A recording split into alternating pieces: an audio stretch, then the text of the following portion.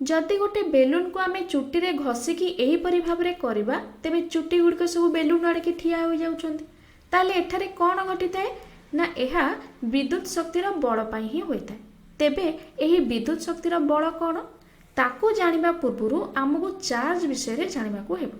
एही चार्ज कौन जानिया पाई आमको आम चारि पाखरे थिबा जिनिस को देखिया को पड़िबो।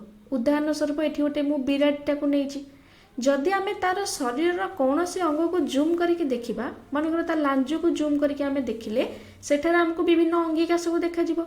सेही अंगिका को यदि जूम करके देखिबा ताहले कोष देखा जिवो एवं कोष को जूम कला परे आमको किछि परमाणु सेठारे देखा जिवो। एही परमाणु को आउ विभाजन करिहेब नाही। तेणु आम चारि पाखरे देखुथिबा समस्त जिनिस एही परमाणु ही जात। किंतु 1900 मसीहा परे आमे जानिले कि एही परमाणु मध्य किछि छोट छोट कणिका को नेकी गठित, जहाँकि कौन कौन ना यही परमाणु जो छोट छोट कणिका को नेकी गठित ताकू आमे 3 भाग में विभक्त करिचे, यथा प्रोटॉन, इलेक्ट्रॉन आउ न्यूट्रॉन। कौन कौन प्रोटॉन, इलेक्ट्रॉन आउ न्यूट्रॉन। प्राय समस्त परमाणु यही 3टी कणिका को नेकी गठित। तेबे चार्ज कौन जानिया पाई एबे चले एक परीक्षण करिबा, जो परीक्षणटी आमे माइंड रे करिबा, मन को मन से परीक्षणटा करिबा। यही 3टी जिनिस को नेकी किंतु करिबा। जदि मु एठू प्रोटॉन 2टा को नेली आउ ताको पाखापाखी रखिली एवं मु किछि समय अनुध्यान करिबी कि प्रोटॉन को जदि मु पाखापाखी रखुची सेही 2 जन परस्पर को विकर्षित करूछंती। देखो एठी प्रोटॉन 2टा परस्पर को विकर्षित कले, ठेली हे गले परस्पर ठारू। तापरे मु देखिली कोन जे प्रोटॉन को नेले छाड़, एबे इलेक्ट्रॉन 2टा को नेबे। इलेक्ट्रॉन 2टा को नेकी जदि मु पाखापाखी रखिबी एठी मध्ये समान जिंस हला, 2 जन परस्पर को विकर्षित कले। तापरे मु कोन करबी गोटे प्रोटॉन आ गोटे इलेक्ट्रॉन को नेकी पाखापाखी रखिली, किंतु एठी अपोजिटटा घटिला बा विपरीतटी घटिला। परस्पर देखो केउ भली भाव में आकर्षित हेले बा परस्पर आड़ को आकर्षित होइकी रहिले।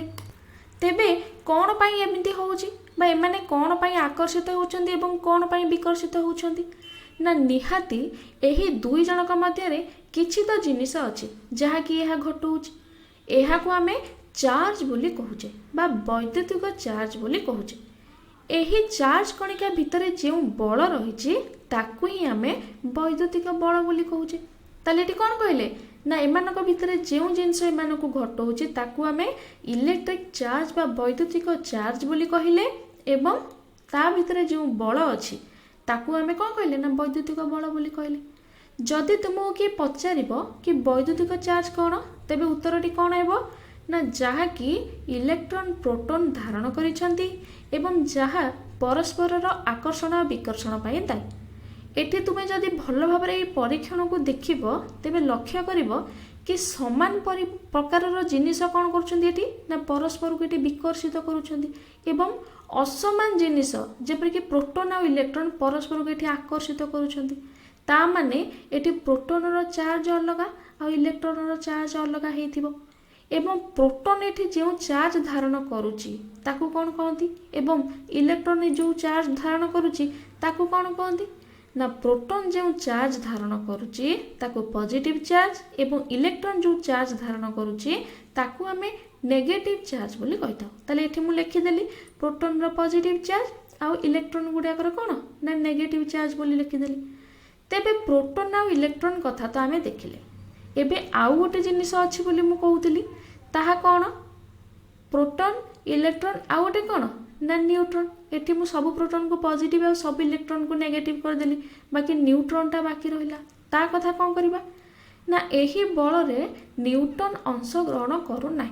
जदि तुमे गोटे न्यूट्रॉन को प्रोटॉन पाखरे रखिबो किंबा इलेक्ट्रॉन पाखरे रखिबो ताहले कौन हेबो ना जदि इलेक्ट्रॉन पाखरे रख कि प्रोटॉन पाखरे रख किंबा न्यूट्रॉन पाखरे भी रखिबो तेबे देखिबो सेमानक मध्य रे कौनसी बल काम करू नाही। ता माने न्यूट्रॉन रो कौनसी वैद्युतिक चार्ज नाही बा मु कहि परिबी ए माने पॉजिटिव नुहे कि नेगेटिव मध्य नुहे। तेणु ताकू आमे न्यूट्रल बोली कहि परिबा। तार चार्ज एठी केते हेबो ना तार चार्ज एठी 0 हेबो बा शून्य हेबो।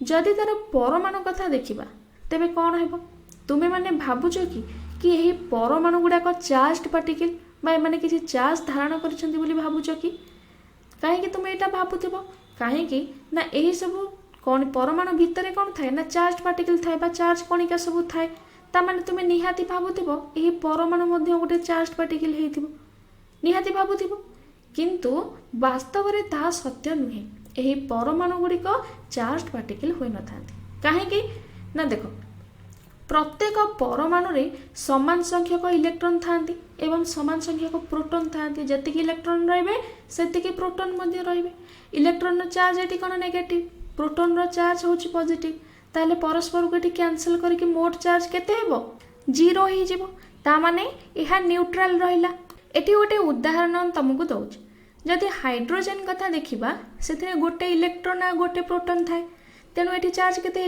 न्यूट्रल तेणु हाइड्रोजन परमाणु आम न्यूट्रल बोली कहि परिबा कार्बन केस रे मध्य सैया कार्बन मध्य एठारे न्यूट्रल जदि आम बेलून कथा देखिबा जेतेबेले बेलून को आम चुट्टी रे घसे जेहेतु एठारे घर्षण बल सृष्टि हेउची तेणु कौन हम ना चुट्टी किछि इलेक्ट्रॉन सब बेलून आड़ को स्थानांतरित हेबो एवं जेहेतु चुट्टी रे इलेक्ट्रॉन कमी गला एवं मु कहबी इलेक्ट्रॉन गुडा को कहला चुट्टी हराइला किंतु एक्स्ट्रा प्रोटॉन कोठी रहीगला चुट्टी रहीगला ताले चुट्टी एक्स्ट्रा पॉजिटिव चार्ज पाइला बेलून एठारे एक्स्ट्रा नेगेटिव चार्ज पाइला यही पॉजिटिव आ नेगेटिव परस्पर को आकर्षण कले से ही चुट्टी एठारे कौन होगला ना ठिया होगला ताले एबे बुझी पारिलो एही चुट्टी कौन पई ठिया होउथिला।